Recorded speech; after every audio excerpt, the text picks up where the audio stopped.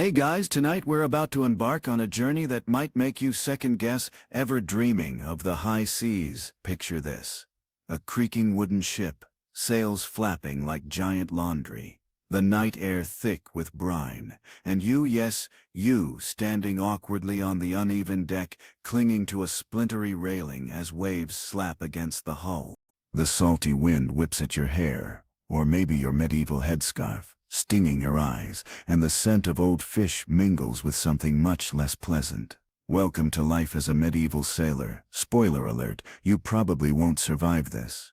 Unless you're into eating rock-hard biscuits and perfecting the art of seasick stoicism. So, before you get comfortable, take a moment to like the video and subscribe, but only if you genuinely enjoy what I do here. And if you're tuning in from somewhere unusual, drop your location and local time in the comments below.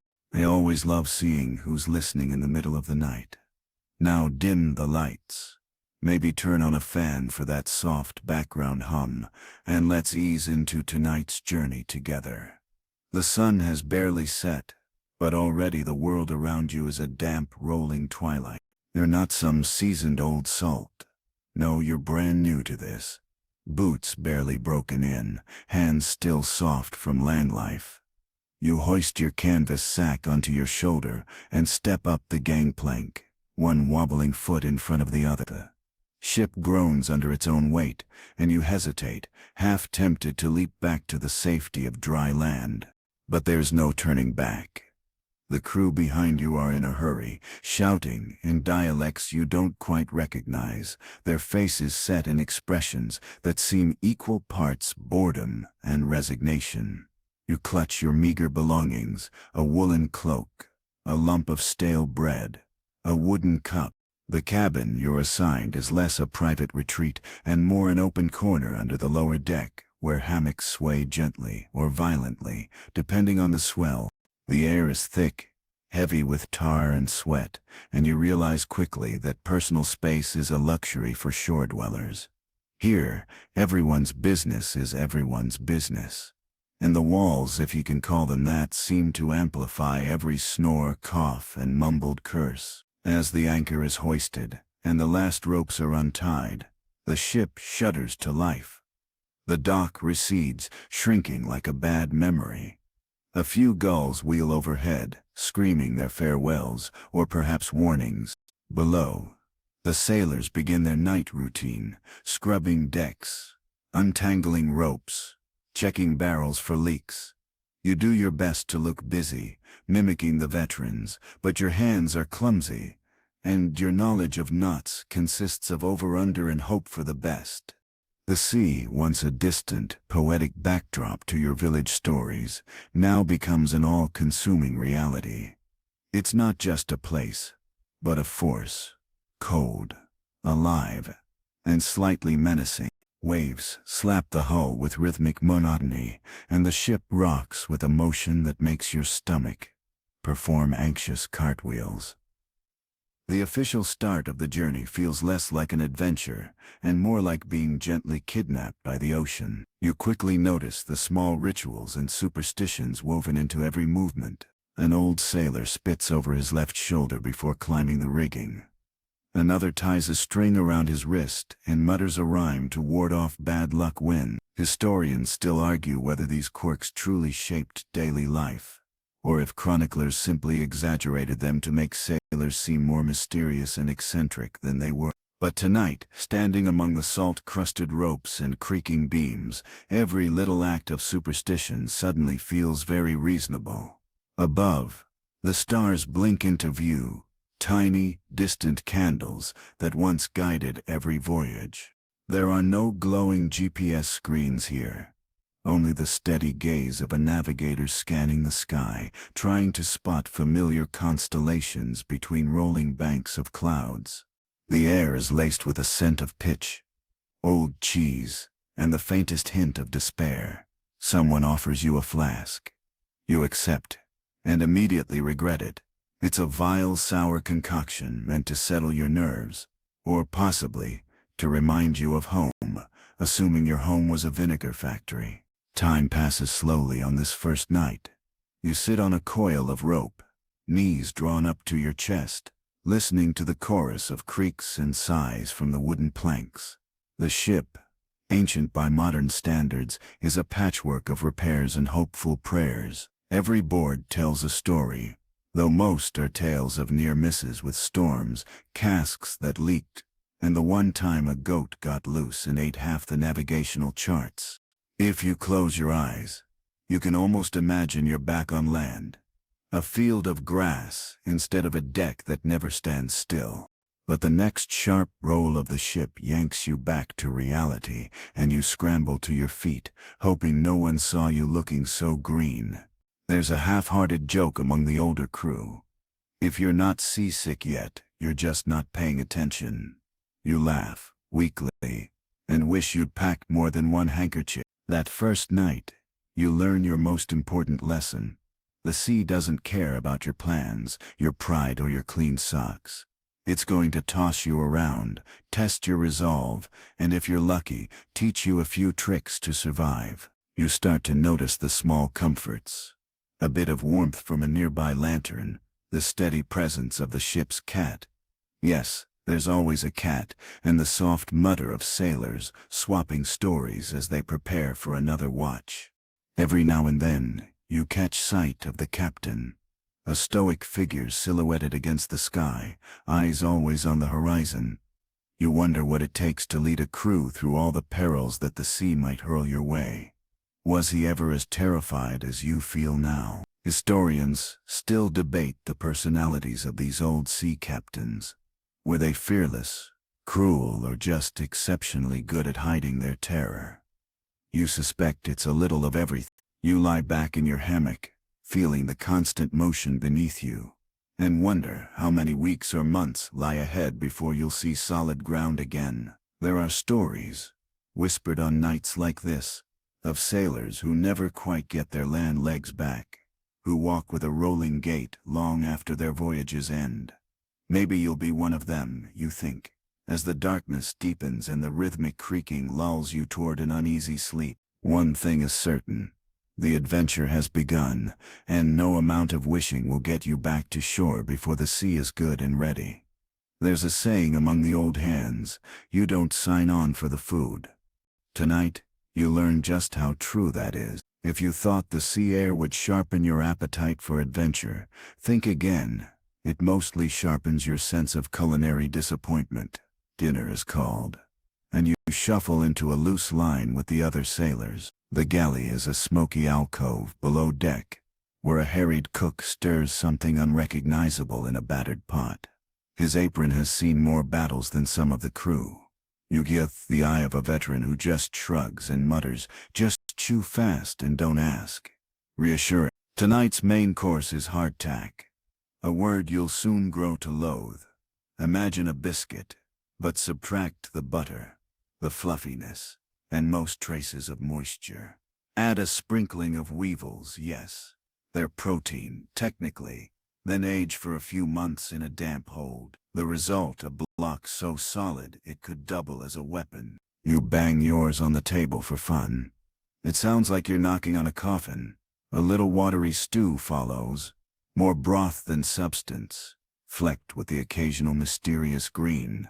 Someone claims it's dried peas, but you suspect it might just be optimism. On good days, there's a chunk of salt pork floating in it.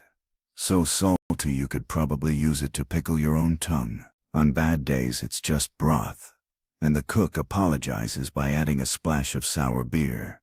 You sip it, pretending not to notice the aftertaste of old barrel.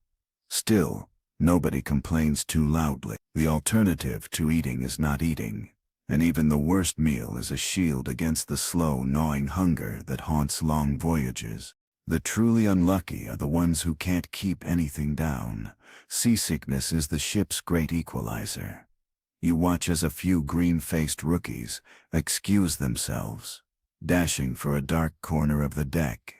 The veterans just keep eating, unfazed. You try your best to savor what you have. Each bite requires real effort.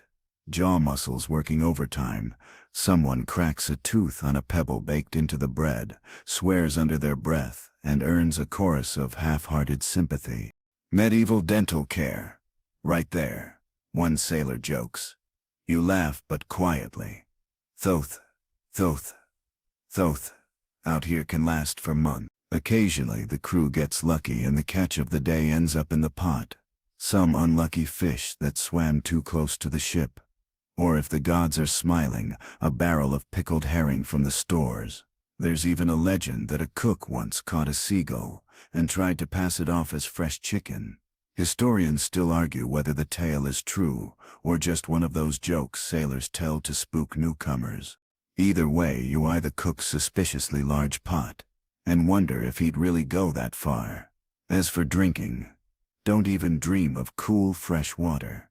The barrels stored in the hold quickly develop a suspicious flavor, a mix of wood, algae, and whatever's been floating in them since the last port. Some clever souls add a slice of lemon, if they have one, but those are rare. And some more often you get watered-down beer, or weak wine, which is marginally better than the water, but far more likely to spark drunken shanties after dark. There are occasional treats, rationed out with much fanfare. A sliver of cheese gone blue at the edges, a handful of dried fruit, or a scoop of beans to add bulk to the soup. On festival days, the cook might break out the molasses and bake a pudding that tastes like home. If home is a lumpy, soggy barn, still it's the thought that counts. Everyone develops their own strategies for coping. Some sailors tuck away a secret stash, an onion, a hunk of sausage, a sweet leftover from the last port, hidden in the deepest recesses of their kit. Woe betide the unlucky soul whose stash is discovered. Food theft is a crime only slightly less serious than mutiny. There's an unspoken rule: you guard your food as you would your life. At night, the memory of better meals haunts your dreams. You think about the crusty bread and soft cheese from the village market, the tangy apples picked fresh in autumn, the way your mother's stew simmered all day. Here, those memories only sharpen your hunger. Someone starts describing a roast chicken with all the trimmings, and the rest of you beg him to stop, groaning in mock agony. But hunger has its way of forging camaraderie.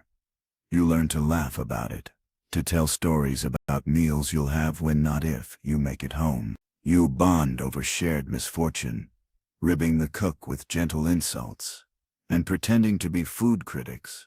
I'd give this stew 3 rats out of 5, and that's generous. One sailor even tries to rate the weevils by size and crunchiness, just for a laugh. Sometimes the sea herself decides to join the feast. Flying fish land on deck during storms, and a lucky sailor can catch one for a rare treat. There's always debate. Do you cook it, or just eat it raw before anyone else sees? Historians still argue whether raw fish is a desperate measure or an acquired taste. Either way, you'll try anything once. At the end of each meal, you scrape your bowl clean, thank the cook, because it pays to stay on his good side, and tuck your hardtack away for later. The days of plenty are a distant memory, and the only thing you can count on is the next round of chewy, flavorless bread. And yet, in the flickering lantern light, with the sea outside groaning and the crew swapping terrible jokes, you find a kind of comfort. The food is awful, but the company is good, and together you'll get through another night, one rock-hard biscuit at a time. If you've ever tried to sleep on a gently rocking hammock and thought it was relaxing, let me assure you nothing about sleeping aboard a medieval ship feels remotely like a spa day. Tonight, you discover the fine art of resting at sea, and why so many sailors walk around with permanent dark circles under their eyes. Your sleeping quarters are, generously speaking, communal. You and dozens of other sailors cram into a space barely big enough for a decent pantry. Hammocks swing from every available beam, so close that if you stretch out your arm, you'll probably poke someone else in the ribs or the nose if they're particularly unlucky. Privacy is a landlubber's luxury. Here, the best you can hope for is a spot near a hatch, where the air occasionally smells of salt instead of damp wool and sweat. Climbing into your hammock, you try to ignore the orchestra of snores, coughs, and the rhythmic creak of the ship's planks. Someone is muttering in their sleep, something about chasing chickens, which makes you smile until you realize it's probably just a hunger dream. The ship rocks, not with the gentle cradling sway you hoped for, but with abrupt, unpredictable lurches. Sometimes you feel weightless, sometimes pressed flat as a pancake. It's all part of the experience, you tell yourself. Some sailors claim that, after a while, you don't notice the noise or the movement. Just another lullaby, a grizzled deckhand tells you. But tonight, every sound seems to echo right in your ear. There's the clatter of a loose barrel up on deck, the splash of waves slapping against the hull, and of course the occasional scurry of a rat, making its nightly rounds. If you're very lucky, it skips your hammock. The worst is when the weather turns. A mild storm can send every hammock swaying in wild syncopation, as if the whole crew is performing some sleep-deprived dance. Once, a particularly hoyt-until lurch tosses you halfway out, and you cling for dear life, legs tangled in the canvas. From somewhere across the dark, someone hisses. First time, you pretend not to hear. You'd think exhaustion would help, but medieval sleep schedules are at the mercy of the ship's needs. There's no such thing as 8 hours straight. Watches rotate through the night. You might be roused at any time for duty, sometimes by a gentle nudge, sometimes by a bucket of cold water to the face, depending on the mood of your crewmates. If you're on the early watch, good luck finding any real rest before dawn. Then there's the smell. No one warned you about the smell. It's a bouquet of unwashed bodies, moldy wood, wet clothing, spilled beer, and a top note of something distinctly fishy. You bury your face in your cloak and pray for a strong breeze. The veterans seem immune. It's the smell of the sea, they say, with a straight face. You suspect it's just the smell of too many people sharing too little space. At some point, someone fumbles their way across the hammocks, headed topside for a breath of fresh air, or more likely, to relieve themselves over the rail. "Don't mind me," he stage whispers, stepping on at least 3 sets of toes. You pull your legs in, just in time. Later, he'll return, bringing a draft of night air, and maybe a whiff of seaweed with him. It's the closest you get to ventilation, and yet, there's a strange camaraderie to it all. Lying there in the dark, you listen to sailors swapping stories, some in voices just above a whisper, others in stage murmurs for all to hear. Someone recalls a port left behind, or a lover waiting on the shore. Another tells a ghost story, claiming the ship is haunted by the last cook, doomed to bang pots for eternity. Historians still argue whether such tales were told to pass the time or to keep the more nervous sailors awake and on their toes. Sometimes a rare hush falls over the ship. The sea quiets, the wind stills, and you hear only the soft breathing of those around you, all of you, rocked together by the great, indifferent ocean. In these moments, you almost forget where you are, until a sneeze, a cough, or a rogue wave jolts you back to reality. You learn to sleep in snatches, 20 minutes here, an hour there. Some nights, it feels like you've barely closed your eyes before you're shaken awake for duty or a change of watch. Others, you wake to find someone else has stolen your blanket or your boot. Once you wake up and find a ship's cat curled up on your chest, purring so loudly you wonder if it's part of the ship's engine. The records say sailors of old got by on 4 or 5 hours of sleep at best, interrupted and broken. The lucky ones could nap standing up. It's not a life that leads to sweet dreams, unless your dreams are of rock-hard biscuits and endless blue water. You tell yourself you'll get used to it. Everyone does. Eventually. Or they just become very, very good at pretending. You settle in. Eyes heavy. Ears attuned to every creak and shuffle. It's not luxury. It's not even comfort. But in the strange, sleepless world of the medieval sailor, it's. For now, let's talk about the not-so-fun topic. Every sailor dreads but can't escape. Illness at sea. Tonight, you'll find out why the word sickbay strikes fear into even the bravest hearts, and why your best hope for surviving the voyage is either a miracle or a truly robust immune system. You wake up feeling off your stomach, unsettled, your head pounding. It's easy to blame the rolling of the ship or last night's questionable stew. But as you glance around the dim light below deck, you realize you're not alone. Cows echo from hammocks. One of your mates is hunched over, green as a cabbage, muttering about the pox.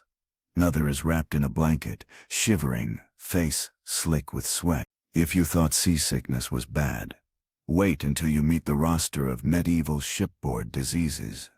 The worst, and most notorious, is scurvy. You'd never even heard the word before this voyage, but now it haunts every mealtime. You see, out here, fresh fruits and vegetables are as rare as a calm day in storm season. Instead, the diet of salt pork, hardtack, and stale water sets you up for bleeding gums, aching limbs, and wounds that never heal. Someone jokes that you'll rot from the inside out. Nobody laughs for long. Historians still argue about just how much sailors knew about scurvy's cause. Some records suggest ship's captains understood the link between citrus and health, sneaking lemons or limes aboard when they could. Others insist that everyone just crossed their fingers and hoped for the best. Either way, you start eyeing every orange rind with the suspicion of a man on the edge. But scurvy is just the start. The damp, crowded quarters are perfect breeding grounds for lice, fleas, and their even less charming friends, body lice, and the dreaded seamstress's disease. That's typhus. Do you scratch your scalp and try to remember when you last washed your hair, or anything else? The answer isn't comforting. Then there are the fevers.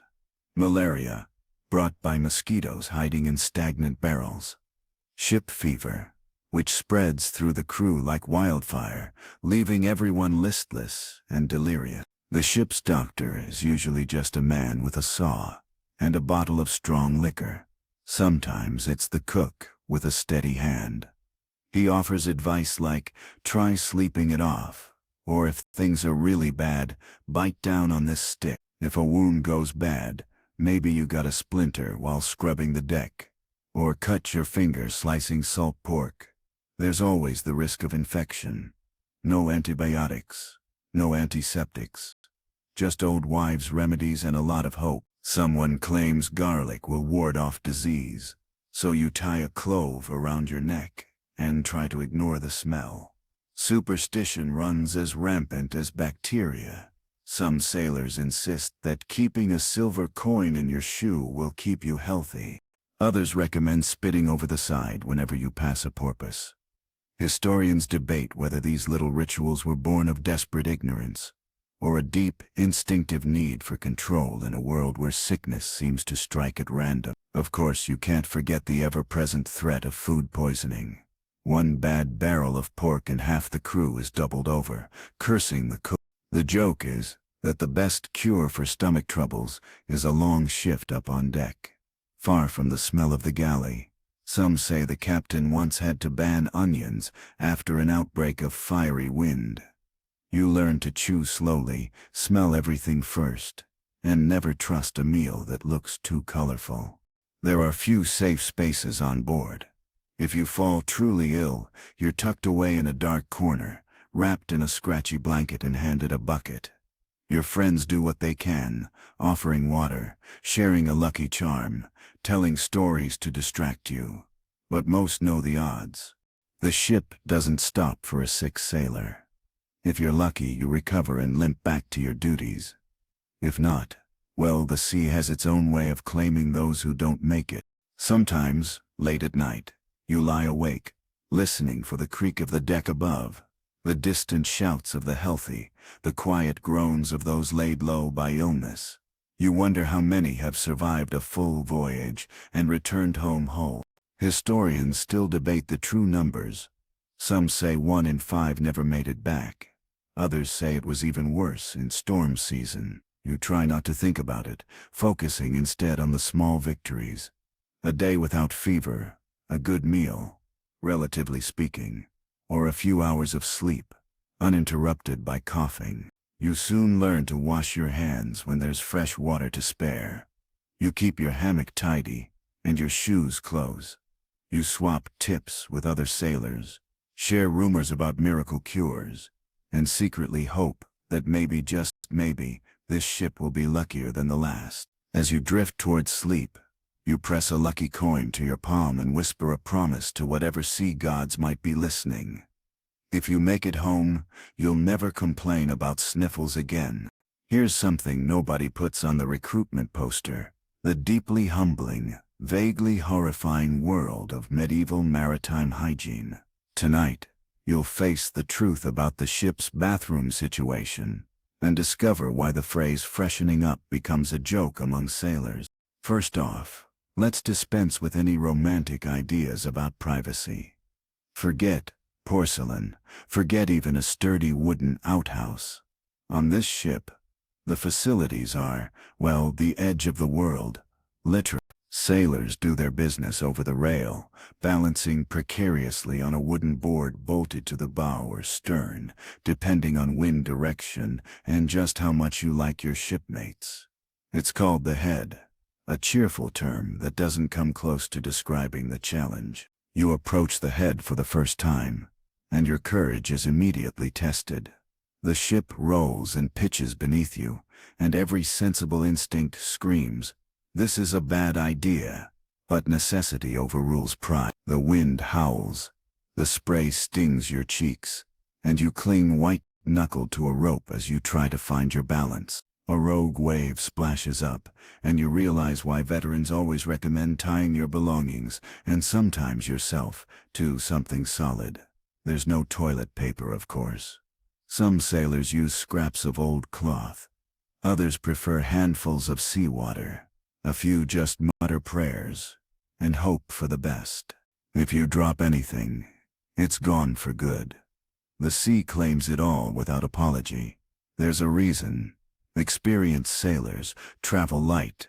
Bathing is a rare treat, bordering on myth. Water is precious, saved for drinking or cooking, and no one wastes it on mere cleanliness. When the weather's fair and the mood strikes, a brave few might strip down and plunge into the ocean for a splash. More often, you just dab at your face with a damp rag and call it a wash. There's always the risk, of course, that a sudden squall will come up, leaving you exposed to the laughter of your crewmates, or worse, an audience of jellyfish. Laundry? That's wishful thinking.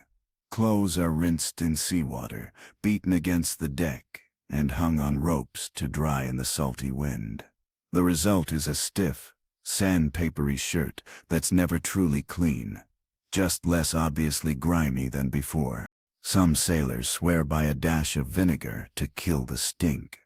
But mostly you get used to the aroma, a mix of sweat, tar, and optimism. And then there's your hair. Combs are rare and prized, often shared among several shipmates.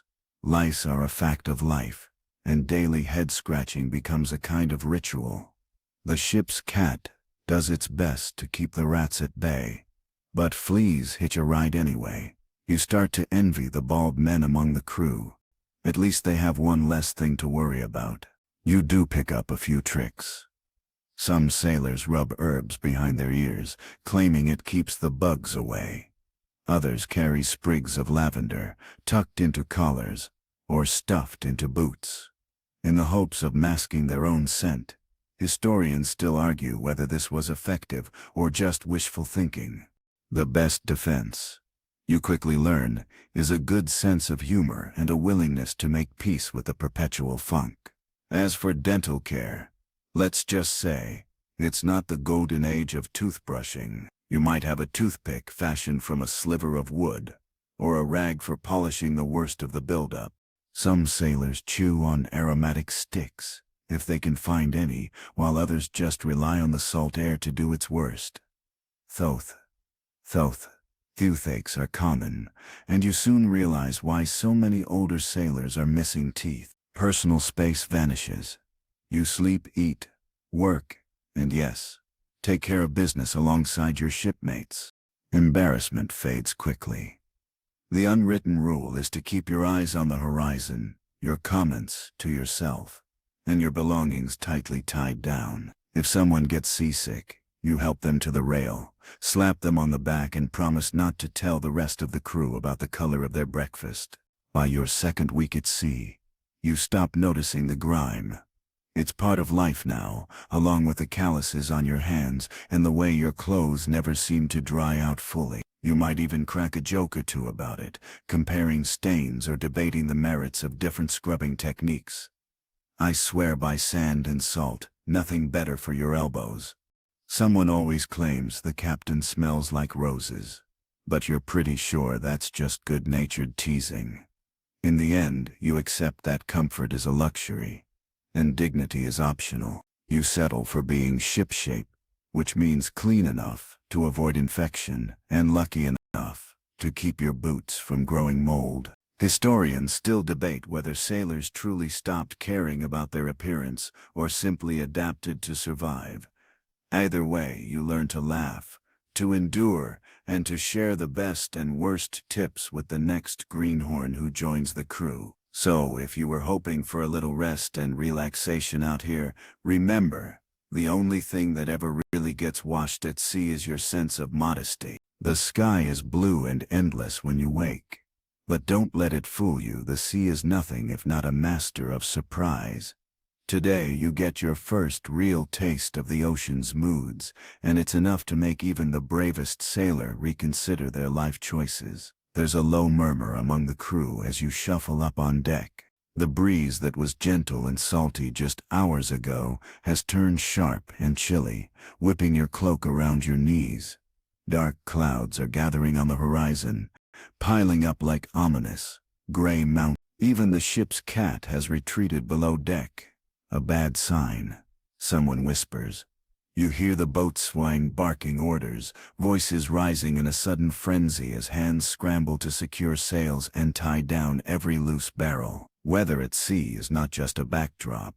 It's the main event, and you are merely a reluctant actor. A sunny day can vanish in minutes, replaced by driving rain and winds that howl through the rigging. Today the storm moves in quickly. Rain begins to fall in cold, hard sheets, stinging your skin and blurring your vision. The deck becomes a slippery dance floor, and you learn to walk with knees bent, arms out for balance. Anyone who forgets this ends up on their backside, earning a round of applause from those who manage to stay upright. The worst part isn't the rain or even the wind. It's the waves, towering, relentless, each one lifting the ship high before dropping it down with a stomach-lurching crash. You cling to the nearest rope and try not to think about what's beneath you. Hundreds of feet of cold, dark water. Lightning splits the sky, illuminating the sails for an instant, and thunder booms so loudly you feel it in your teeth. Somewhere nearby, someone starts singing a shaky hymn. You join in, if only to distract yourself. Remember, never whistle on deck. One old sailor mutters, brings the wind. Of course, nobody whistles. You notice everyone else is busy with their own rituals. Some cross themselves, others spit over the side. A few mutter rhymes about St. Elmo's fire. Historians still argue whether these superstitions made any real difference. But in the heart of the storm, you'll try anything. Even the most skeptical among you find a prayer on their lips as the ship heaves and groans. This is when you learn the pecking order of the crew. The old hands move with a calm efficiency, securing lines, checking the sails, offering advice to the greenhorns without a trace of panic. The rest of you, wide-eyed and clumsy, Do your best to keep up. The captain appears at the helm, face set, eyes never leaving the horizon. For a moment, you're convinced he can control the weather by sheer force of will. The sea throws everything at you, sideways rain, winds that threaten to tear the sails, and swells that send water cascading across the deck. You're soaked to the bone, hair plastered to your head, fingers numb with cold. Every sense is alive and every nerve is stretched thin. A barrel breaks free and rolls across the deck. You jump out of the way just in time, heart pounding. The storm feels endless. The ship creaks and shudders, the rigging whistles, and all you can do is hang on. You're reminded of the tales you heard on shore, of ships swallowed by the sea, of ghostly lights dancing on the masts, of sailors who vanished without a trace. You try not to think about those now, but every crack of thunder is a reminder of how small you are out here. Then, as suddenly as it began, the storm passes. The rain slackens, the sky brightens, and the sea grows still, almost as if nothing happened. You stand blinking in the pale sunlight, soaked but somehow exhilarated. The crew lets out a collective sigh. Some clap each other on the back, while others just slump to the deck, exhausted. You take a moment to look out at the sea, endless and uncaring. There's a strange beauty to it. The way the light glimmers on the waves, the rainbow that arcs across the retreating clouds. For a second, you almost forget the terror and discomfort, caught up in the wonder of surviving something bigger than yourself. Someone jokes that you've earned your sea legs now. You grin, teeth chattering, and realize it's true. You're still standing. You survived the storm. And while historians still debate whether such storms made better sailors or just thinned out the unlucky ones, you know one thing for sure: nothing on land can compare to a night like this. As you wring out your cloak and check for new bruises, you vow to never complain about the weather again, at least not until the next storm rolls in. It's the calm after the storm, and you'd think the most dangerous part of the voyage is behind you. In reality, the greatest challenge of life at sea isn't the crashing waves or flying barrels, it's boredom. Yes, boredom. That sneaky, soul-sapping fog that seeps in when the horizon stays stubbornly empty, and the days stretch on like an endless watery yawn. After the adrenaline of the last squall, everything slows to a crawl. The sun is high, the wind steady, and the ship rolls along without drama. At first, it feels almost peaceful. A chance to breathe, maybe mend your battered nerves. But once you've checked your kit for the 10th time and listened to the boatswain lecture, the new recruits on knot tying for the 20th, you realize there's nothing to do but wait. Boredom on a medieval ship isn't the idle, pleasant sort that lets you daydream on a summer afternoon. No, it's a kind of restless, itchy tedium that makes even the salt stains on your shirt seem fascinating. You watch a droplet of water slide down the mast and catch yourself betting silently on which crack it'll reach first. You and your mates invent games, most of which involve tossing things, pebbles, bits of rope, sometimes insults, into a barrel or at each other. The competitive spirit is strong, even when the stakes are just who gets the last crumb of hardtack. But too much idle time breeds mischief. The crew begins to seek creative outlets, often at the expense of their own dignity. You watch as two seasoned sailors race cockroaches across a plank for the right to claim the best hammock spot. Others hold impromptu arm wrestling matches, or gamble over who can stand the longest on one leg during a swell. These contests usually end with someone tumbling into a pile of ropes and a chorus of ragged laughter. Storytelling becomes an Olympic sport. Every sailor worth his salt has at least 3 stories, one heroic, one tragic, and one so unbelievable it has to be told with a straight face. You hear tales of mermaids who sing sailors to sleep, storms conjured by witches, and for the 100th time, the saga of old Pete's missing toe. Historians still argue whether Pete actually lost his toe to a shark, or just to a particularly bad dice game. Then there's music. Someone always has a battered fiddle or a pipe, and after supper, songs drift up into the night, echoing across the waves. The tunes are rough, the words sometimes invented on the spot, but the rhythm is contagious. You find yourself humming along, clapping your hands, and for a few minutes the ship feels less like a floating prison and more like a raucous tavern. Someone even tries to teach you the steps to a sailor's jig, which mostly involves hopping from foot to foot and not falling over. But perhaps the strangest source of entertainment is the art of carving and whittling. Idle hands, as they say, are the devil's playground. Almost everyone on board carries a knife for practical purposes, of course. And after a meal or during a lull, you'll see sailors carving everything from little wooden fish to intricate knots on their spoons. Some creations are given as gifts or traded for favors. A well-carved comb is worth its weight in salt. You try your hand at it, producing something that looks vaguely like a ship's rat, though your mates claim it's a turnip with legs. You take it as a compliment. Yet even with all these distractions, the days blur together. You wake, you eat, you work, you wait. Sometimes you find yourself staring out at the endless blue, watching the horizon for a glimpse of land, a passing ship, or even a curious dolphin. Anything to break the monotony. One day blends into the next, marked only by the changing sky and the occasional squabble over chores. You'd think boredom would make you soft, but it's just another aisle. The old sailors say that patience is the most important thing you learn at sea.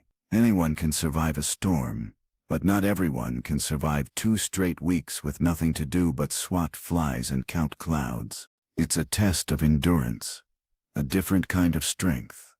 Historians still debate whether these stretches of tedium built character or just drove everyone slowly mad.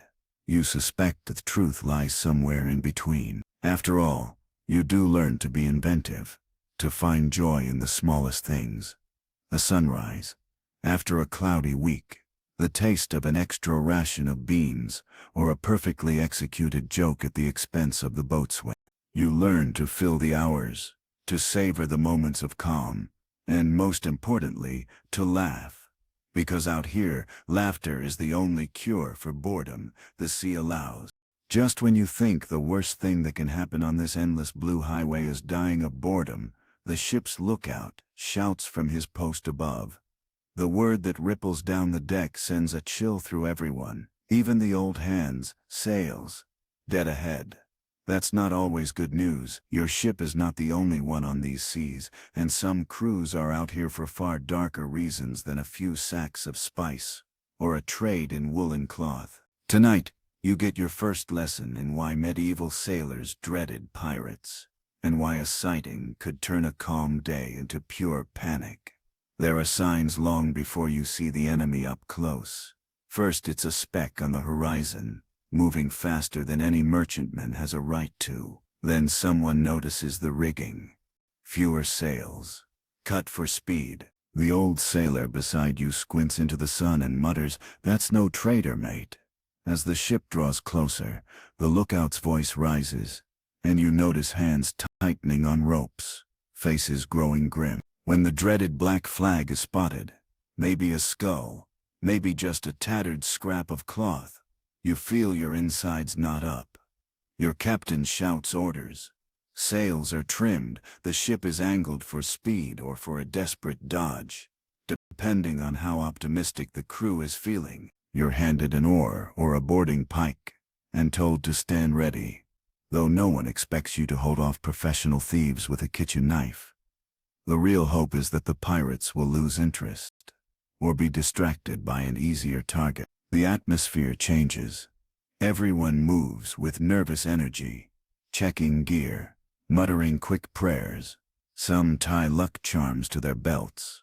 Others pat the ship's cat.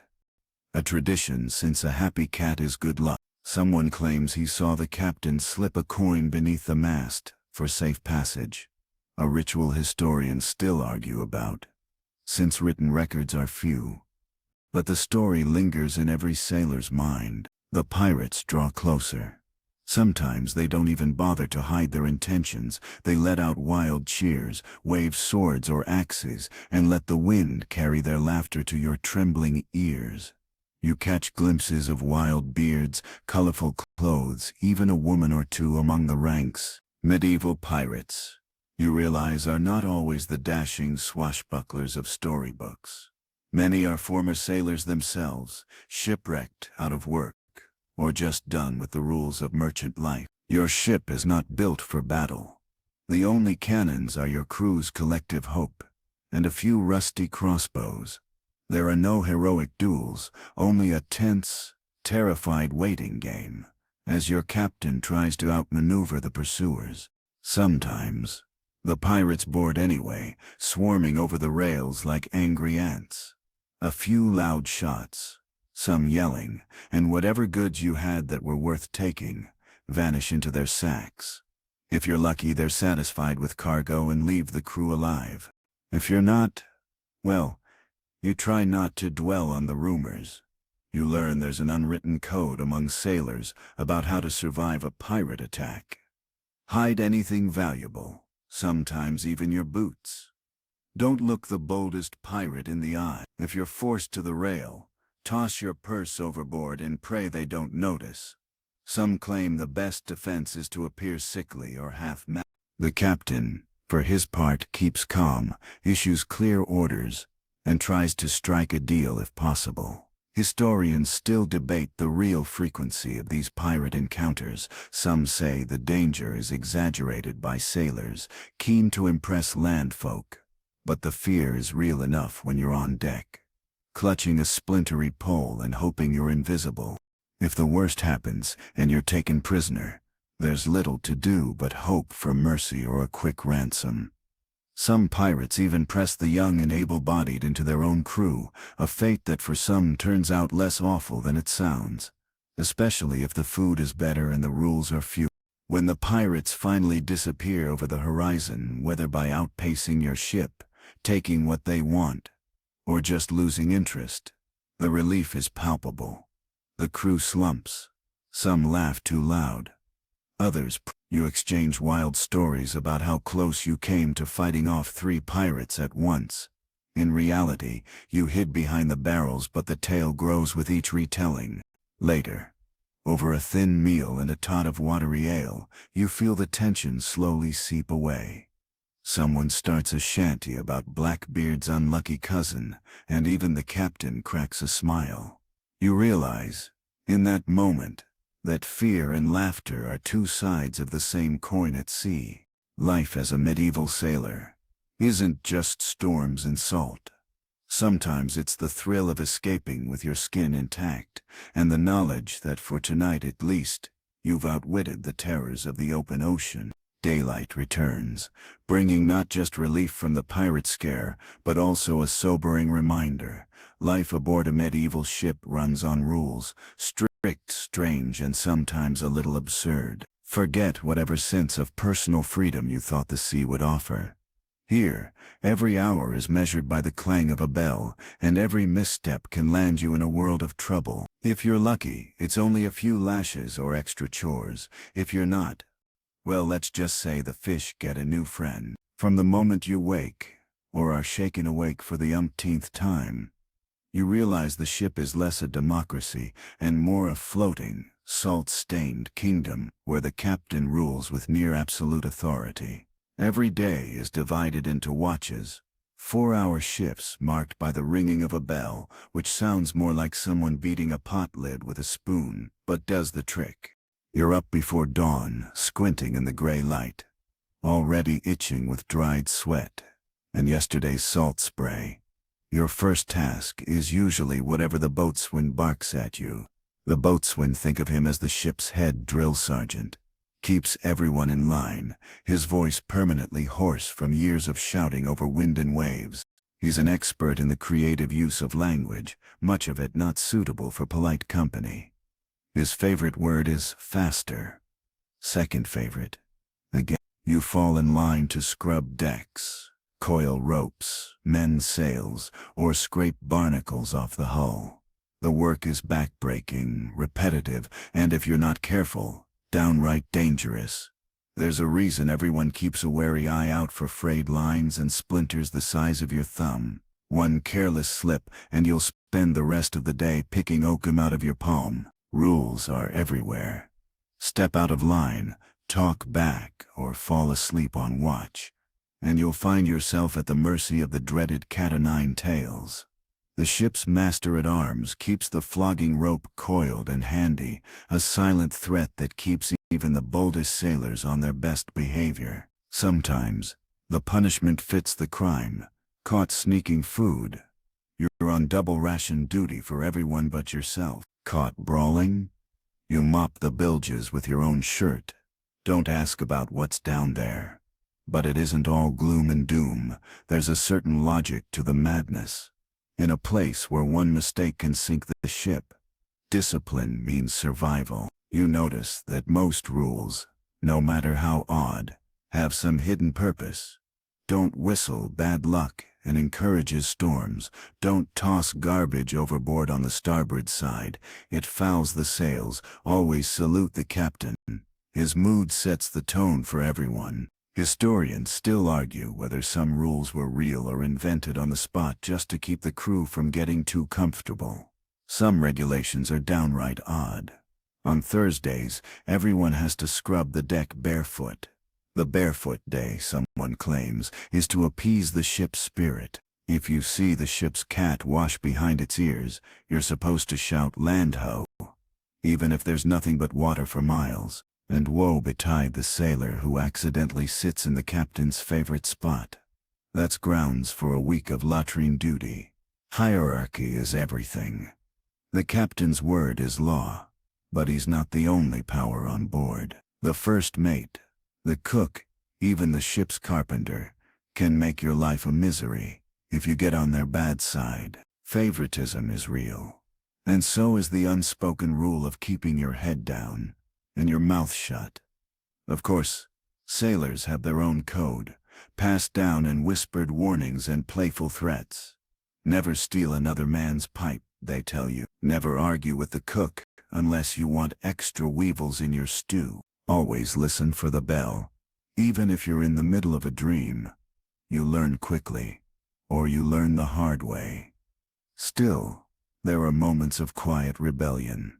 Someone paints a rude face on the figurehead with tongue. Another ties knots in the rigging, just to confuse the boatswain. When no officers are around, you trade stories about the wildest rules you've heard, like the ship where everyone had to hop on one foot during fog, or the captain who banned onions because he hated the smell. Historians still debate whether these tales are true or just sailors' nonsense, but they make the long days pass a little faster. By nightfall, you've settled into the rhythm of shipboard life. Bell, work. Eat. Bell, sleep. Bell, repeat.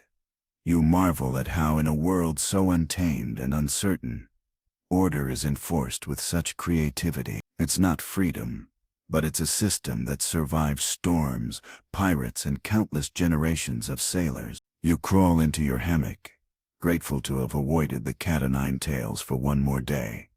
As you drift off, you wonder what new rules tomorrow might bring, and whether you'll manage to keep your head above water, both literally and figuratively. You've survived storms, pirates, and the whims of the boatswain, but tonight you face a quieter, more insidious threat.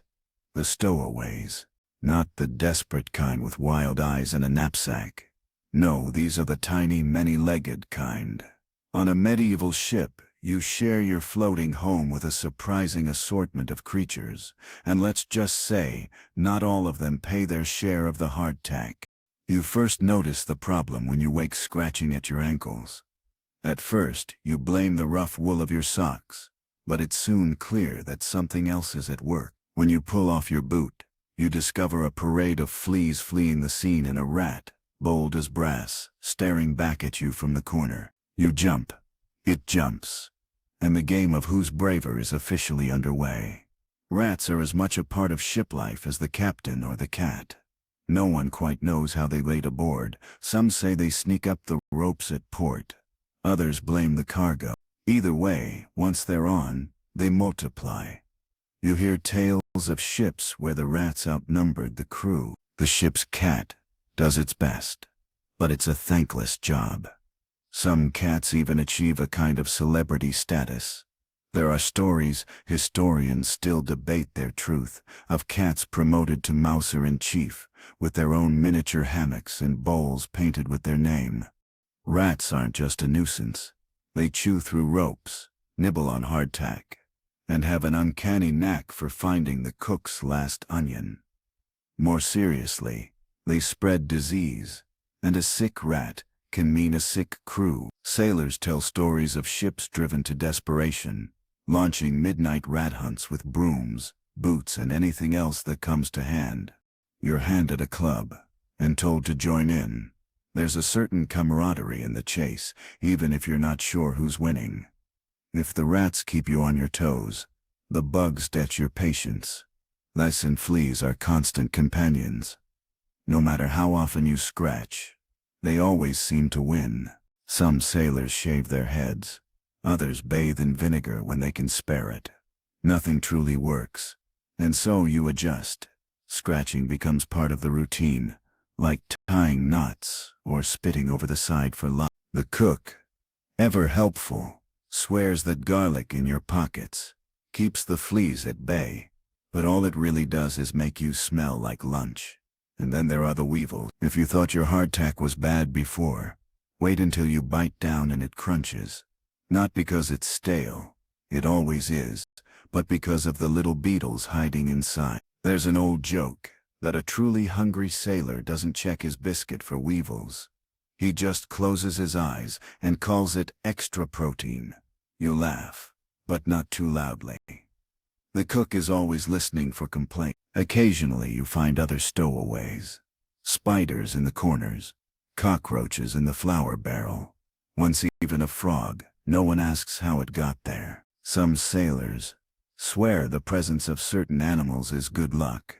A rat with a white belly, for example, is said to bring calm seas. Historians still debate whether these beliefs arose from desperate optimism or sheer boredom. With so many animals and bugs aboard, hygiene takes on new urgency. You try to keep your hammock clear, your boots tied up, and your rations tightly packed. Still, no matter how careful you are, you'll never win the war entirely. You develop an appreciation for the ship's cat, who regards the whole situation with calm indifference, taking naps in the sun, and chasing after the occasional mouse for sport. Some nights, as you drift to sleep, scratching at unseen bites, you wonder if you'll ever feel truly clean again. But then you remember, everyone else is in the same boat. Literally, the great equalizer of ship life isn't the storm or the pirates or the hunger. It's the steady parade of pests, reminding you that out here on the wild sea, nobody escapes a little discomfort. You learn to laugh about it, sharing stories of the bravest rat, the fattest flea, or the time a cockroach ended up in the captain's shoe. He was not amused. It's all of life afloat. Another lesson in the endless list you're learning at sea. It's just after midnight, and the deck glows silver in the moonlight. The wind has died down, the sea is gentle for once, and you'd think, just maybe, you could relax. But every sailor on board moves a little differently tonight. Voices drop to whispers, hands move carefully, and even the ship's cat seems on edge. You quickly learn why. Superstition is the secret heartbeat of every medieval voyage, and tonight you're in the thick of it. There's an old saying, passed from sailor to sailor: trust in your captain, but never test the sea gods. You scoffed at first. Now, after enough time at sea, you find yourself quietly following every strange custom the crew throws your way. No whistling on deck. Everyone knows that. Whistling is said to call up the wind, And after the last storm, no one wants more wind than necessary. When someone absent-mindedly starts to hum, they're silenced, with a chorus of angry glares. Even the boldest daredevil toes the line. But whistling is just the start. You soon realize the ship is practically governed by taboos and rituals, some logical, some delightfully bizarre. Wearing green? Bad luck, unless you want a jealous sea to swallow you whole. Bringing bananas aboard? Absolutely forbidden. Historians still argue whether this had to do with slipping hazards or ancient curses. But either way, not a banana in sight. Drop a knife. Kiss it before picking it up, or risk a cut and a run of ill fortune. The daily routine is laced with these little dances. Every morning, you spit over the side for Neptune, just in case he's watching. On Fridays, nobody dares start a new job, especially not a voyage. That's a surefire way to draw the sea's wrath. If a bird lands on the rigging, it's a sign of what depends on the bird. A black bird, trouble. A white bird, good luck. A bird that won't leave, that's when you start looking for omens in your heart. Sailors debate the power of these superstitions as passionately as they argue about football, or the best way to cook a fish. Some are true believers, clinging to lucky charms, a coin in the boot, a piece of coral on a necklace, a special knot tied in secret. Others put on a show of bravado, claiming not to care, but even they hesitate before breaking the most serious taboos. Historians still argue, were these customs born of old pagan beliefs, sheer boredom, or just a practical way to impose order on a world ruled by chaos? Tonight, the tension is higher than usual. Earlier, someone accidentally broke a mirror below decks. A bad sign in any age, but especially terrible at sea. The cook offered double portions of beans to buy back good luck. And the captain, who claims not to believe in such things, hasn't left his cabin since sunset. Even the cat is given an extra scrap, just in case. When storms threaten, the rituals ramp up. You've watched as sailors tie tiny bits of cloth to the shrouds, each one a wish for safe passage. Some light candles below decks, muttering prayers to saints, or less openly, to old sea gods, whose names have long since faded from polite conversation. One sailor keeps a pouch of dirt from his mother's garden. He swears it grounds the ship and keeps it safe. You don't question it. After what you've seen, you're willing to try anything. And then there are the stories. Every night, someone shares the tale of the ship that vanished after a sailor whistled during a dead calm, or the voyage that ended in disaster after a new hat was worn on board. You hear about ships cursed by angry mermaids, haunted by the ghosts of those who drowned, doomed by a careless word or a disrespectful joke. You add your own quiet prayers to the growing cloud of wishes above the dead. Not all superstitions are about bad luck. Some traditions bring comfort. A shared toast at sunset. A song sung together before sleep. A little charm carved from driftwood and passed around the crew. These are the rituals that tie you all together, giving structure to days that otherwise bleed into one another. By the end of the week, you have your own list of do's and don'ts. Don't whistle. Don't wear green. Don't joke about mermaids. Always pat the cat before a new watch. And never under any circumstances ask, what's the worst that could happen? That last one is the surest way to tempt fate. You realize, after a while, that superstition is less about fear and more about control.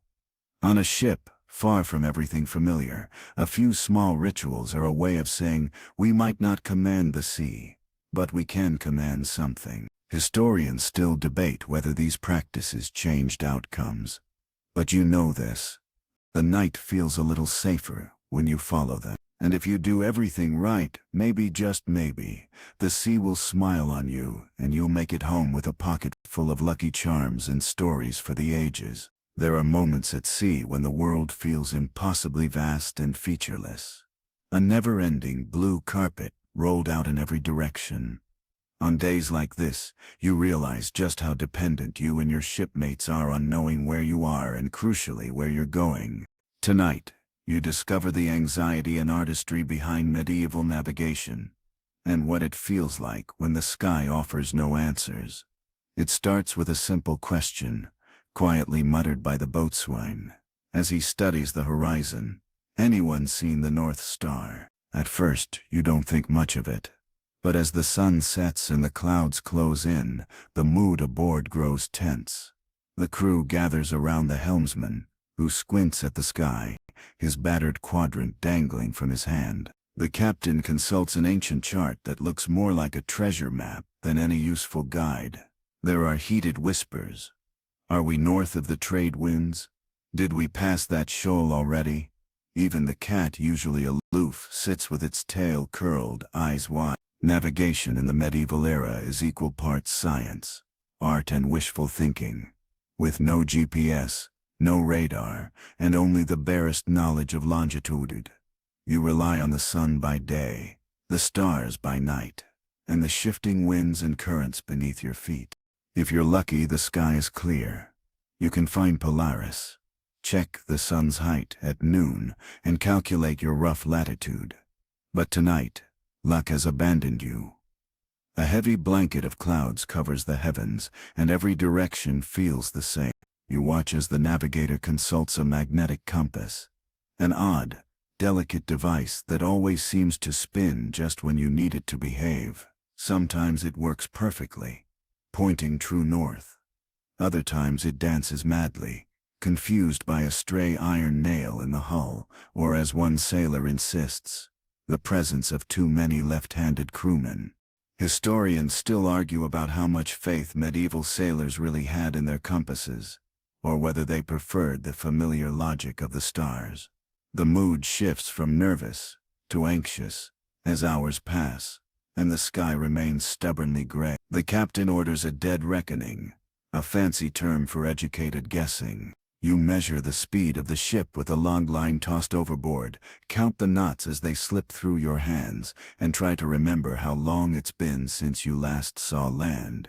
Trust the old ways, someone mutters.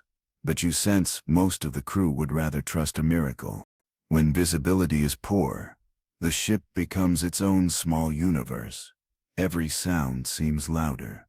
The creak of the timbers, the sigh of the sails, the whisper of someone praying in the darkness. You catch glimpses of anxious faces in the lantern light. Everyone tries to hide their fear, but it seeps out in little ways. Sailors double-checking their gear, the cook banging pots for no good reason. Even the ship's cat choosing to sleep with its head under its paw. Superstition rears its head once more. Someone insists that rubbing the mast with a lucky coin will bring back the stars. Another ties a bit of blue cloth to the rigging, to call fair weather. You'd laugh. But tonight, you're not taking chances. You rub your own lucky charm, just in case. The ship's course grows more uncertain. Should you hold steady and hope the clouds clear, or adjust, risking reefs and unknown waters? There's a heated debate on deck. The captain, always decisive, hesitates, just for a heartbeat. Historians still debate whether the great navigators of old were masters of their craft, or just very lucky gamblers. Someone jokes, a little too loudly. You try to remember the lessons you've picked up so far, how to read the shape of waves, the flight of seabirds, the color of the water. You're told that if dolphins swim on the starboard side, you're headed south. If the seaweed clings to the hull, you're in shallow water. Most of these signs are just wishful thinking, but they're all you have. Hours stretch on. The crew takes turns climbing the rigging, peering into the murk. A shout, someone thinks they see a patch of lighter sky to the east, but it's gone in a blink. The captain calls for patience. Land always finds those who wait, he claims, though you're not sure he believes it. At last, just before dawn, the clouds begin to part. The stars wink through, and there, At last, is Polaris. Low on the horizon, the navigator breathes a sigh of relief. Adjustments are made. The ship's course is corrected. Tension melts away, replaced by tired laughter and a round of half-hearted cheers. You realize that for all the science and ritual, luck still has the final say on the high seas. You settle back, grateful for the return of the stars and for one more night without running aground. As the crew relaxes, you listen to someone spinning a yarn about a captain who once sailed from Lisbon to the edge of the world on nothing but a lucky coin and a song. Historians still debate whether he made it, or if he just washed up in the nearest pub. For now, the stars are back, and the ship, at least for the moment, knows where it's going. You pull your cloak tighter and look up at the night sky, a little more thankful for every glimmer of light. Land. Or is it? After endless days of staring at the same empty horizon, the word itself feels almost mythical. Then, one afternoon, someone shouts from the crow's nest, a frantic, half-hopeful cry. Land ho! Instantly, everyone scrambles to the rail, squinting into the glare, hearts hammering with excitement. And for some, a strange knot of anxiety. This is the moment you've been waiting for, the hope that's gotten you through storms, hunger, and all those peculiar superstitions. But on a medieval ship, the appearance of land is never quite as simple or as reassuring as it seems. You peer out into the distance. There, rising from the haze, is a shape that could be a low-lying island, a trick of the light, or just a cloud that your desperate mind has decided to promote to terra firma. The crew erupts in debate. Old hands recall the last time someone spotted a phantom island, only to sail on for another 2 weeks. Others swap tales of enchanted lands that lure sailors to their doom. Historians still argue whether medieval maps were filled with honest mistakes, or tall tales meant to scare the gullible. The captain squints through his battered spyglass, says nothing, and simply orders a new course. Hopes soar, then falter. As hours pass, the shape on the horizon seems to shift, sometimes clearer, sometimes vanishing entirely behind a bank of fog. You begin to realize that out here, even the promise of solid ground comes with its own set of doubts. The uncertainty takes on a life of its own. Is that really a tree line, or just a cluster of seabirds resting on the waves? Is the scent in the air a whiff of land, or just the usual stink of the bilge mingling with your imagination? As the sun drops lower, shadows lengthen and every cloud becomes suspiciously mountain-like. The crew's mood swings between giddy anticipation and a grumpy resignation. Some pray out loud, thanking whichever god or saint seems likely to deliver them home. Others nervously polish their boots, as if hoping to make a good first impression on whatever or whoever awaits. A few quietly brace for disappointment, recalling too many lands that turned out to be nothing more than an over-enthusiastic squint and a good story. Then comes the real test, the birds. On landward days, the sky suddenly fills with gulls and terns. Someone claims to spot a cormorant, which means you must be close. Another argues that only a real island would attract such noisy company. The debate grows heated, as all great shipboard debates do. You smile, knowing that even if it's a mirage, the energy feels different, almost electric. Finally, the captain gives the order to slow the ship, sending the crew into a flurry of activity. Anchors are checked, ropes are coiled, and everyone waits, breath held, for confirmation. The sun drops behind the supposed land, and now it's just a shadow against the gold and purple sky. You listen as someone quietly hums a tune about home, and you feel both hope and doubt dancing in your chest. But what if it is land? What if, after all this time, you're about to set foot on solid ground? You imagine the sensation, knees trembling, earth unyielding under your boot. Some say sailors who've been at sea too long walk like drunks when they finally disembark, legs forgetting the ground doesn't roll with the wave. The thought makes you laugh, at least until you realize it might be true for you too. Stories ripple through the crew, tales of islands full of treasure, beaches lined with palm trees, places where the water runs sweet and the locals are friendly, or depending on the storyteller, fierce and mysterious. Some worry about forbidden shores, where setting foot brings curses or storms.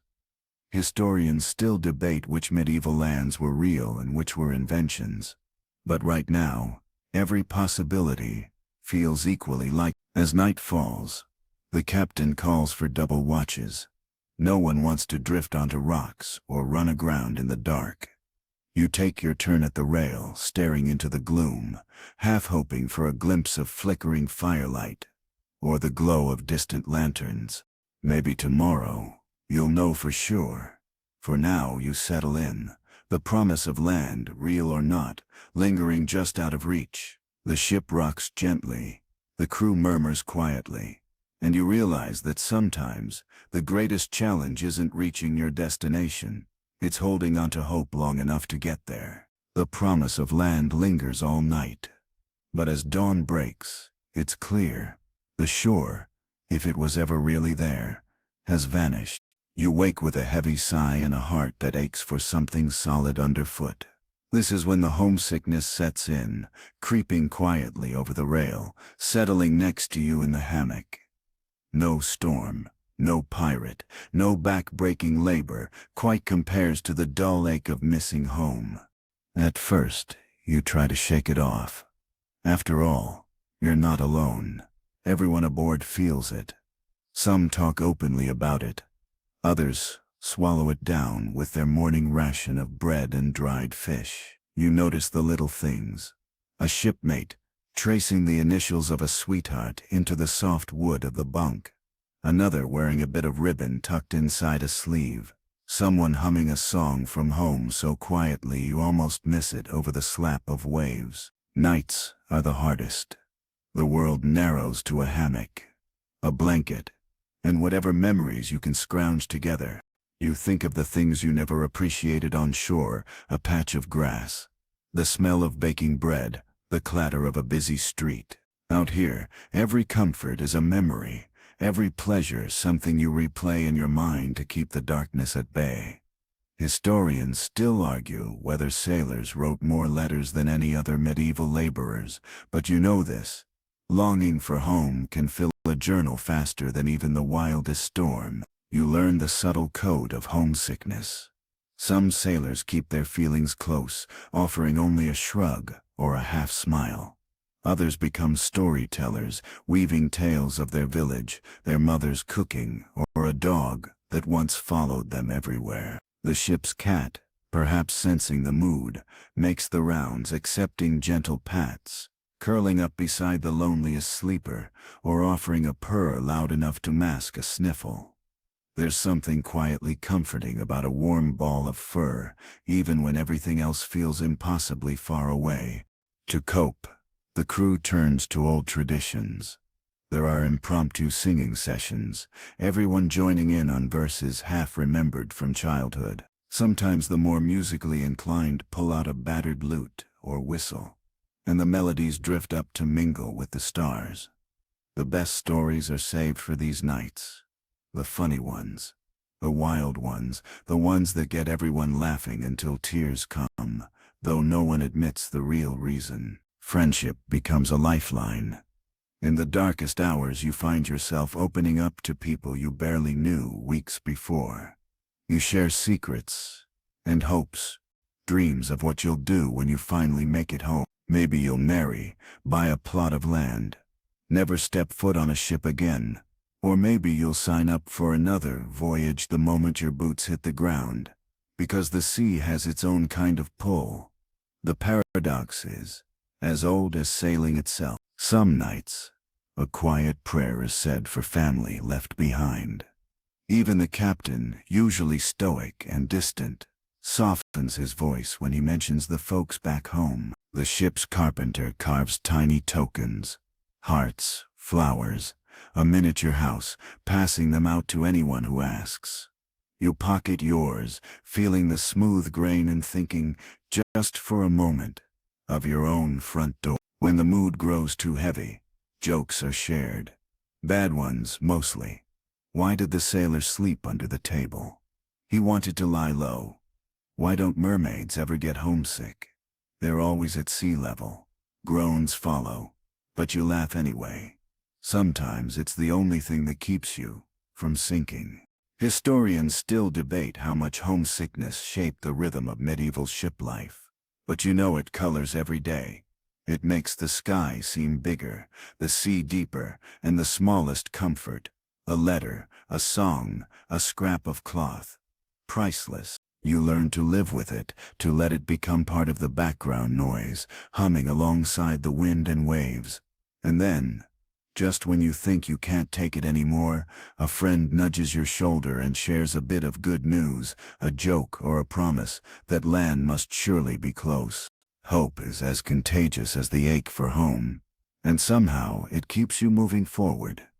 Tonight, as the lanterns sway and the ship creaks softly, you find yourself whispering good night, not just to your bunkmates, but to those waiting for you far away. One more night at sea, one more night closer to home. The sea is a mystery, deep, vast, and hiding secrets that even the boldest sailors hesitate to name. After so many weeks afloat, your mind drifts to the strange and shadowy stories that haunt every medieval voyage. Some nights, when the moon is just a sliver and the water is black as ink, you start to understand why every sailor, no matter how tough, glances nervously at the waves and wonders what might be lurking beneath. It starts with a ripple, a shadow that glides just under the surface, gone before you can be sure you saw it. The old hands swap glances, whispering that the deep folk are restless tonight. It's all good fun, until you remember how many sailors have vanished without a trace, their stories left unfinished and their names whispered only in cautionary tales. There's a rich tradition of legends about what lives under the waves. The most famous are the krakens, giant, many-tentacled beasts that are said to rise up and drag whole ships to the bottom. You hear the tales around lantern light, how once a ship out of Genoa vanished, leaving only splintered planks floating in a slick of ink-black water. One sailor swears he saw a kraken's eye once, big as a wine barrel, staring up from the depths. Historians still argue whether the kraken was a colossal squid or just the fevered invention of sailors with too much time and too little fresh food. The stories don't end there. Some talk of ghost ships, doomed to sail forever because their crews broke some ancient taboo. Others speak in hushed voices about sirens, beautiful, terrible creatures who sing sailors to their deaths. Barmindum yung dune, Gertatun Kelasha, Zegalishe, Kadium by Hadvanga der Song Bean, Vua Mago Jua Nago, Giletim Tai Goth, Kadaban Meske Ho Thin, Kadirain. Kata the Kadirabiam, Kato the Gabiam, Ru Konin Conchos who were quite been, Nin Contudai, Fiafumim, Behamner Seknun, Bichaladza Wano Ben Kanta Chung Lan Song Gun, Munso Hurhu Ting Se Chung La Ding Ba, Ladzadia Buturtha Tapesok, Lakel to Hyo Wataya. To days. Muthia trunsek fair lai vui boin had. Nin yun trun nur ching, ge chulashiran ka to a tel day tu hey nin te tu bean, nin shim wet kilad si ber jub tu sujim vunim bu shang mui se. Muthia hurhu. Mang to ba. Hu mon, le bao ve nim man sanho. Nin kong kag was a no, obenin chai chai kat, the kenwa. Yam gum goon jabam tau, bo boom, thun cho and shake. Jur nan oser no ju jua duak moon. Washer chanin kong kwai web cha la. You clutch it tightly, just in case. Shipwrecks themselves become the stuff of legend. There are supposed to be whole graveyards of ships below the surface, haunted by the ghosts of unlucky crews. Sometimes, when the wind changes, you swear you hear the distant clank of chains or the echo of lost voices. The oldest sailors refuse to whistle when the fog rolls in, for fear of calling up spirits who'd just as soon see you join them below. Of course, for every frightening tale there's a story of hope. A lucky dolphin guiding a ship to safety, or a pod of whales surfacing just when food runs low. Some claim that turtles, if you see them at sunrise, bring fair winds. You start to look for these signs yourself, eager for any bit of luck. Still, it's the fear of the unknown that shapes every sailor. You learn to keep your boots close and your hammock dry, and to toss a scrap of bread overboard for whatever hungry thing might be lurking below. Historians still debate whether belief in sea monsters was superstition or a way to explain the unexplainable.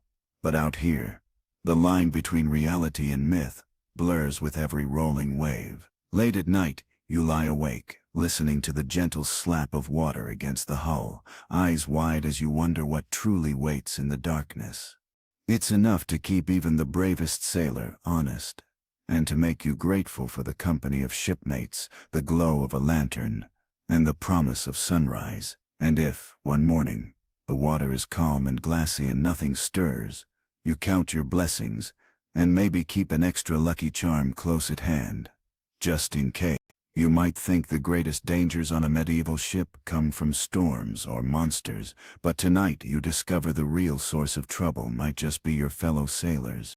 The truth is, when dozens of people are crammed together in a floating wooden box for weeks on end, tensions are bound to bubble up. After all, the sea may be endless, but your living space is not. It starts small, as it always does. A misplaced boot, a missing ration of cheese, a snoring neighbor whose nightly symphonies could wake the dead. You learn to recognize the warning signs, the tight-lipped silence at breakfast, the pointed glances, the sudden hush when someone enters the room. You quickly realize that out here, even minor annoyances can fester into major grievances. Competition is constant, whether it's for the best spot in the hammock row, the freshest water from the barrel, or even the chance to stand watch under the stars, where the air is cleanest. There's a pecking order among the crew, carefully maintained and constantly shifting. The old hands claim the sunniest corners. The greenhorns take whatever's left. Hierarchies emerge, based on experience, strength, wit, or sometimes just dumb luck. Arguments break out over almost anything. Someone borrows your knife and doesn't return it. Another sailor conveniently forgets to take their turn swabbing the deck. Even the most mild-mannered crew member can snap after too many days of hardtack and no privacy. You hear stories of epic squabbles, like the infamous pepper incident, where a whole barrel went missing and the ensuing blame game lasted longer than the voyage itself. Historians still debate whether shipboard life bred camaraderie or barely contained chaos. Of course, there's always the threat of outright fighting. Most of the time, disputes are settled with words, creative insults, or a well-placed bucket of cold water to the head. Every now and then, tempers flare and fists fly. The boatswain's voice rings out, threats of extra duty or a turn with a cat-o'-nine tails hanging in the air. Usually the promise of punishment is enough to restore order, but not always. When things get really heated, the captain intervenes with a calm authority that makes even the most stubborn sailor back down, at least for a while. There are lighter moments too. Pranks become a form of currency, harmless tricks to let off steam. You find your boots filled with pebbles, your hammock replaced with a shorter one, or your mug mysteriously nailed to the table. Sometimes, the whole crew bands together for a good-natured joke, at the expense of an officer. The time someone swapped out the captain's hat for a perfectly carved turnip is still the stuff of legend. Laughter, you discover, is the great equalizer. Even the surliest sailor can be won over by a clever prank, unless of course he's the target. When things get tense, you learn to rely on your allies. Friendships form quickly at sea, and loyalties can mean the difference between a smooth watch and a miserable shift. You share secrets, swap rations, and keep an eye out for each other. But trust is fragile. A single betrayal can echo for days. The best advice you get is this: don't start a fight you can't finish, and don't finish one you didn't start.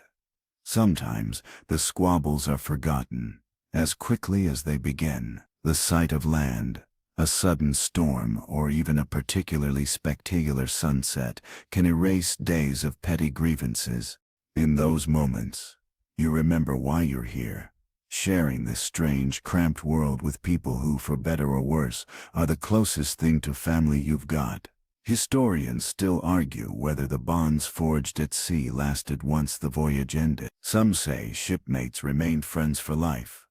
Others claim that, the moment boots hit land, everyone scattered to the winds, eager to be free. You suspect it's a little of both.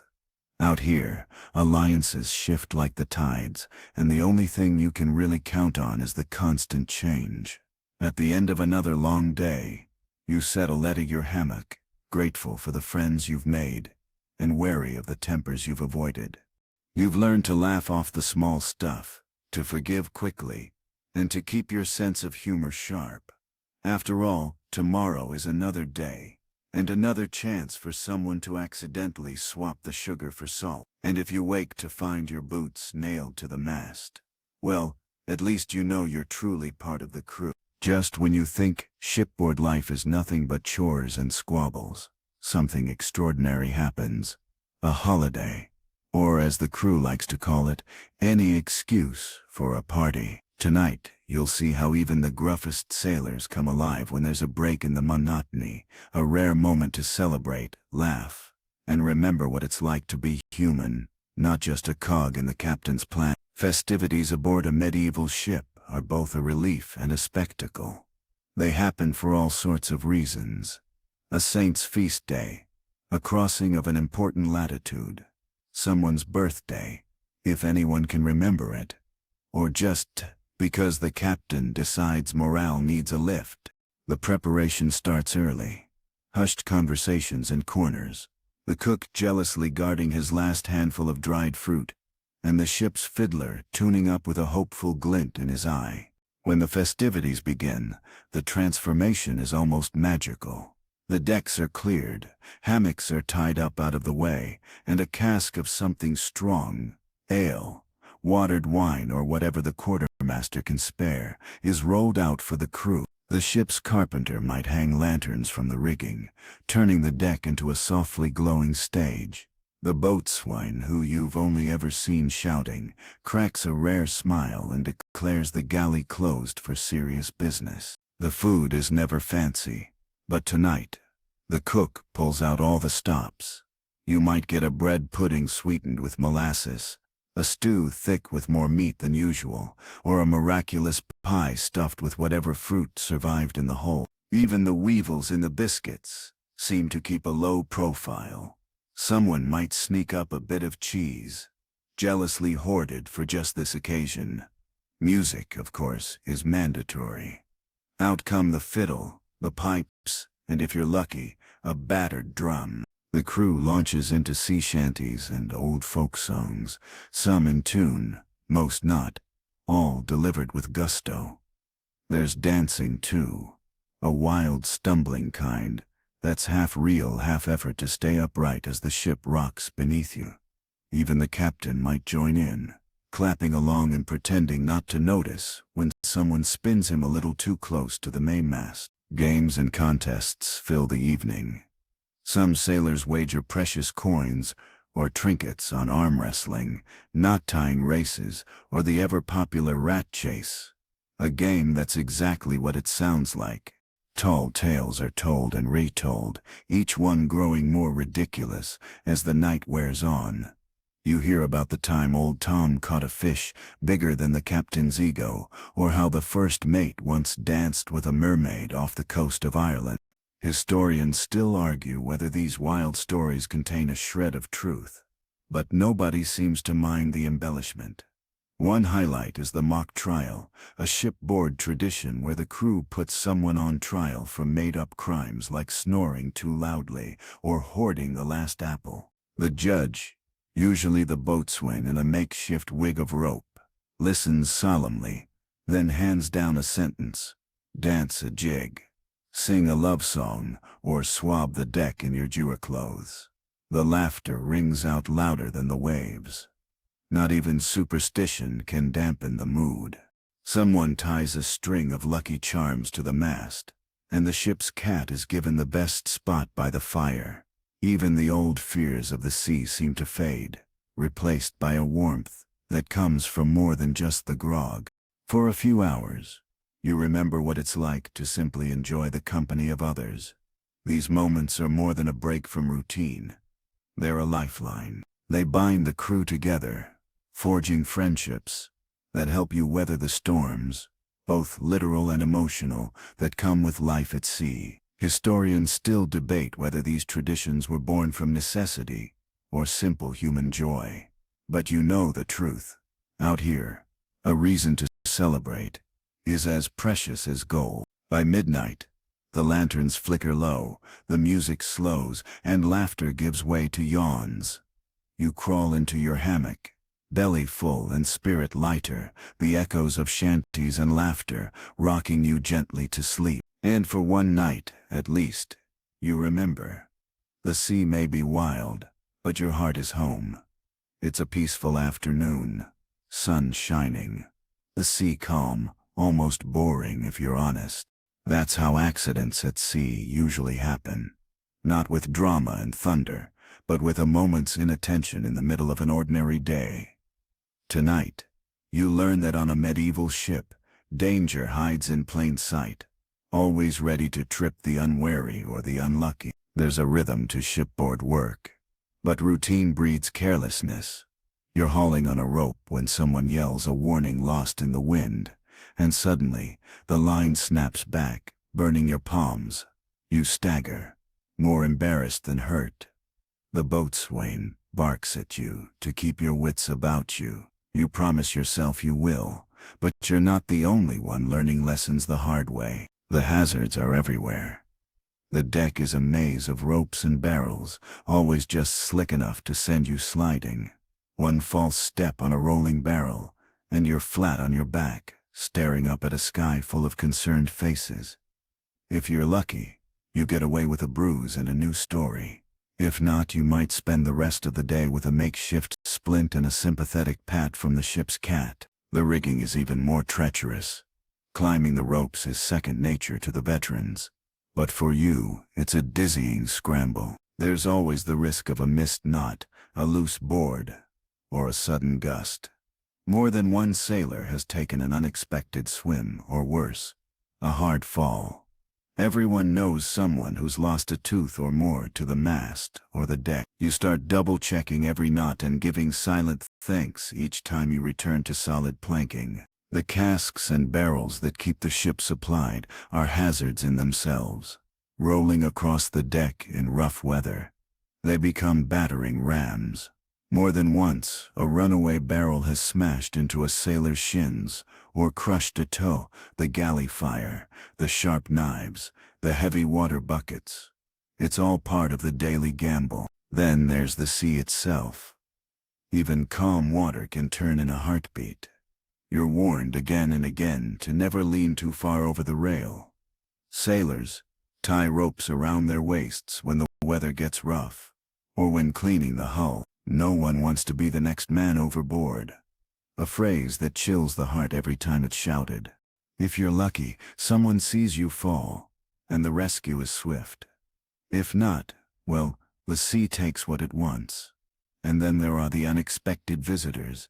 Fish leap onto the deck in storms, flapping wildly until someone scoops them up. A curious dolphin bumps the hull and startles the cook, who drops his precious stew. Once you even see the flash of a shark's fins circling in the distance. The old hands joke that the sharks follow ships for the stories, as much as the scraps. Historians still argue whether shark attacks were common or just another sailor's yarn. But the fear is real enough. Sometimes, accidents come from the crew themselves. A misjudged prank with a bucket of water turns into a minor flood below deck. A sword falls from a careless hand and slices a rope, sending sails flapping in chaos.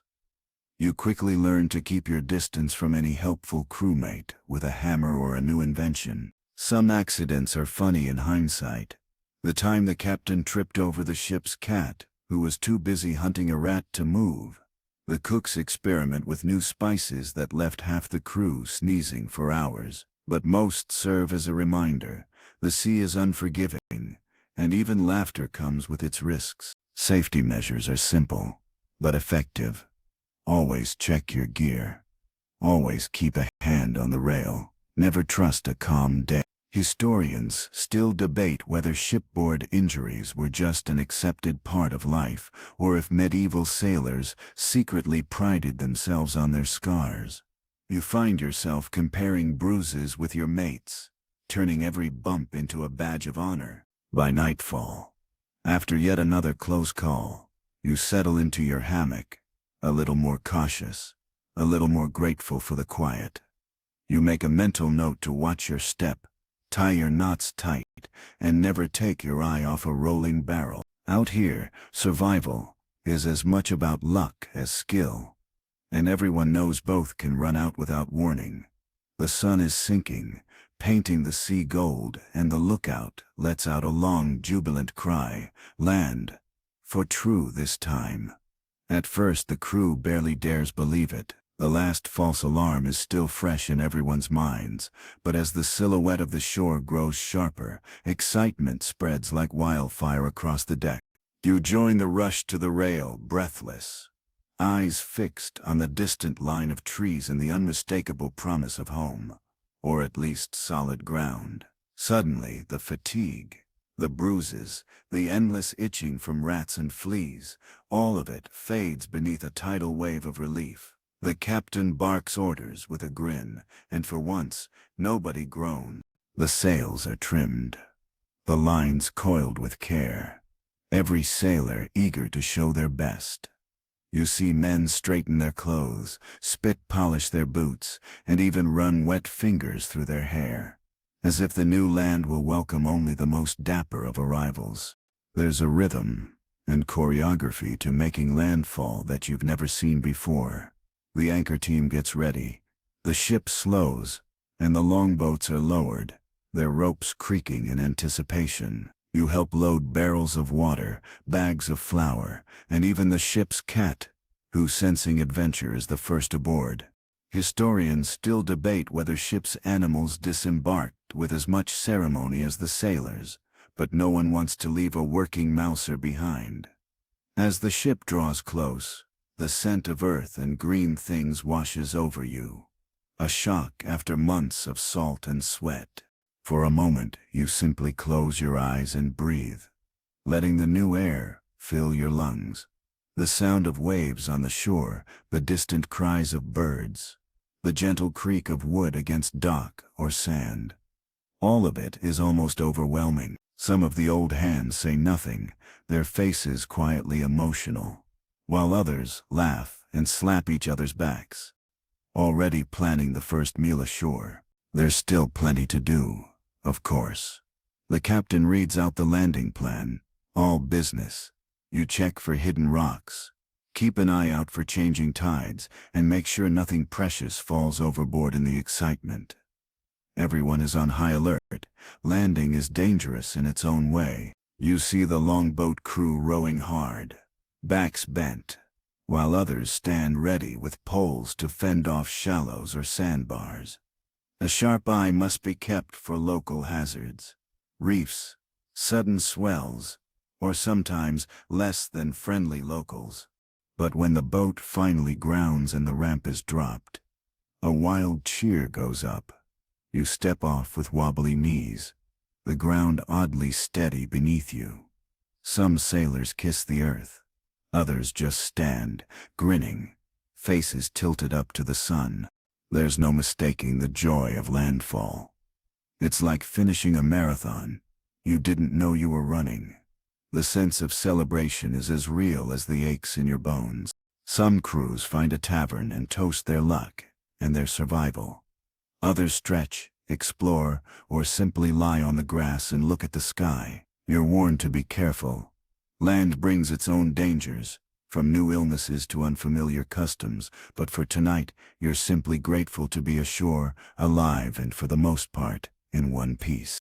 As supplies are unloaded, and first cautious steps taken into the new world, you realize just how much the voyage has changed you. Historians still debate whether medieval sailors dreaded or relished landfall most, but you know that for all its dangers, the promise of solid ground is the one thing that kept you going through the darkest nights. And so, as the sun dips behind the trees, and the stars prick the sky, you share in the laughter, the sighs of relief, and the quiet promises to return home, or maybe, just maybe, to sign on for one more adventure. After all, the sea always calls again.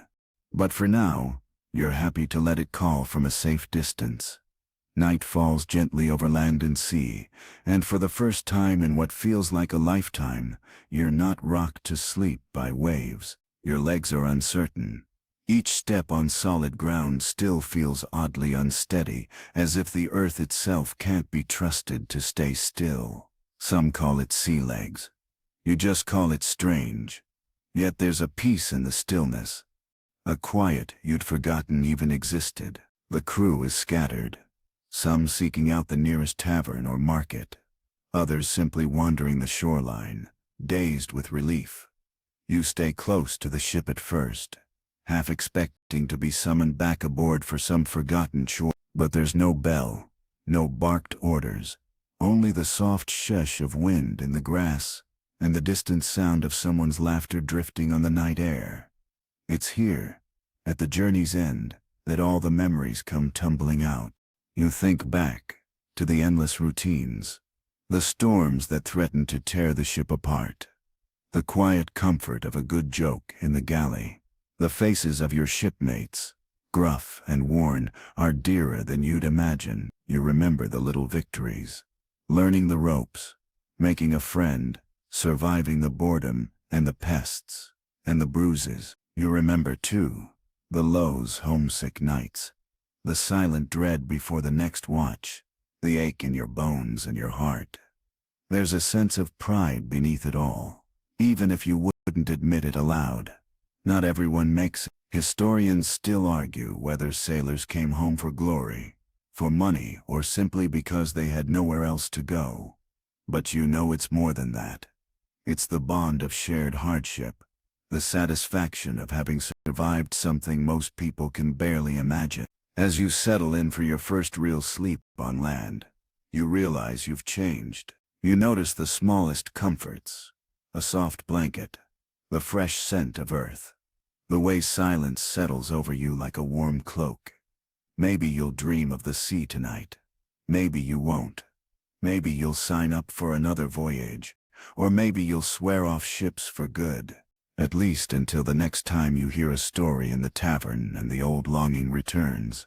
For now, you let your body relax into stillness, each breath deeper than the last. The world is soft around the edges, and you feel a gentle gratitude, grateful for land, for rest, and for the lessons only the sea could teach. The lanterns fade, the voices quiet, and sleep comes easy at last.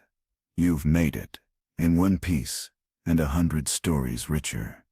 Tomorrow will bring its own adventures.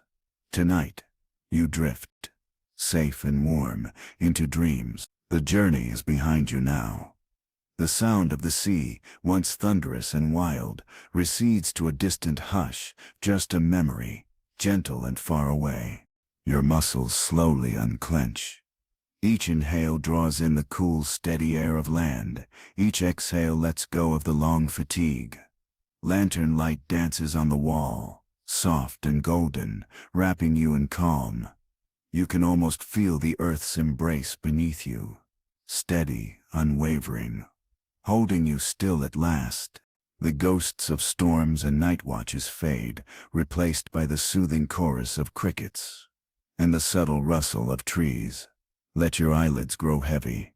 If worries try to creep in, imagine them swept away by the last whisper of the tide, leaving only a gentle quiet behind. You've weathered every wave, every gust of wind, and now rest is yours. Know that you're safe. You've earned your peace. Each breath brings you further, from the chaos of the open sea, further into warmth and comfort. Drift, gently, letting every sound blur and soften until even the memory of motion disappears. Good night, sailor. May your dreams be gentle, and your heart always remember the way home.